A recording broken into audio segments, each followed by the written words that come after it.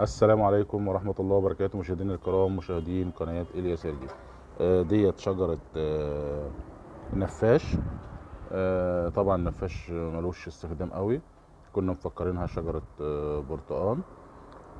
عملنا ليها فرعين. فرع هيبقى عملنا تهجين، نظام تهجين. فرع هيبقى برتقان، وفرع هيبقى استفندي بإذن الله. وكده هنفتحها، اهي بدأت تطلع اهي، نبتت وتمام تمام. هنبدا نفتحها لكم دلوقتي ايه عشان تشد بقى وايه، تتوكل على الله تطلع لنا بقى برتقال واستفندي ونعيش الحياه بقى.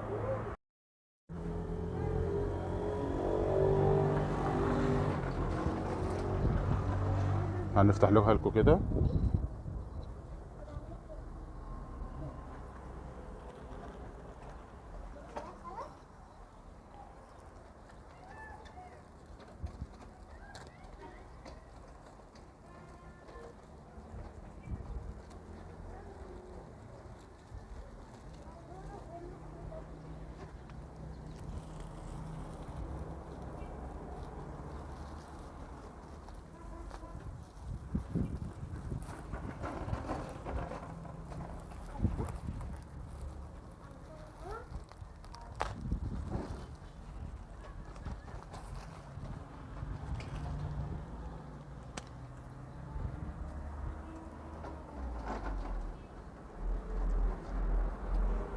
ان شاء الله كده هيبقى فرع.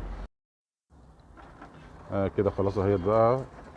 كذا فرع برتقان وكذا فرع استفندي.